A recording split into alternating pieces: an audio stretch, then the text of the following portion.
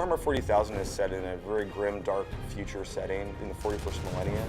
Basically, mankind is surrounded by this immense alien horde that's bent on its utter destruction. It has all the elements of really traditional fantasy, like orcs and that kind of stuff, but it's set far in the future where they all have guns. We really have taken the IP to heart. Relic has a strong history of working with the GW Warhammer 40,000 IP. We love that IP, and we don't want to sell short any of the action and the violence.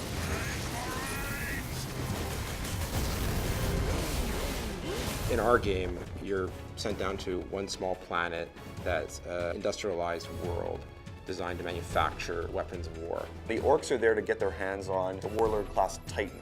Titans are gargantuan beasts of metal, bristling with weapons that could level whole cities. And if the orcs can get their hands on these weapons, they could ravage countless worlds, and they would be a true threat to the Imperium.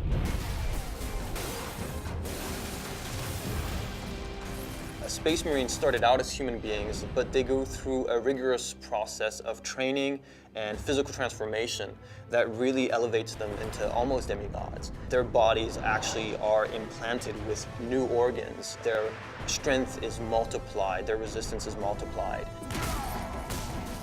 Captain Titus is the protagonist in the story. He's the main character. He has the ability to take the rules and sort of interpret them in his own way, and some of the other characters in the story have different viewpoints on how that should be interpreted.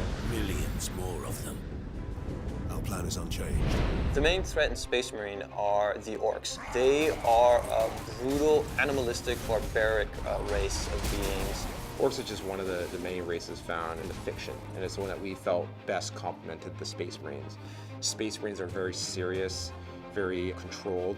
The orcs are sort of messy, vicious, violent, so it adds a nice contrast. We have some which are like shamans. They have magical powers. We also have Gretchen.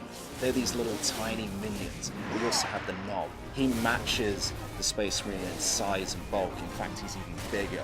In Space Marine, there are other shadowy forces that are sort of lurking in the background, and Titus and the player will have to confront those if they are able to save the Forge world. Space Marine has such an interesting, compelling setting. It goes all the way from the aesthetic, the architecture with this sort of futuristic Gothic feeling, the epic scale of everything. Everything is immense, everything is larger than life. There's a sort of a beauty in the world, there's also so much darkness and death and destruction, and those contrasts create such an interesting sort of canvas for us to paint on. It's just a tremendous sci-fi fantasy universe. It's not just a simple story about an orc invasion in the Forge world. There's much more depth going on. There's lots of twists and turns in the story. There's betrayals. The action is amazingly intense. Really, anybody who likes science fiction, who likes any kind of blockbuster entertainment is going to love Space Marine.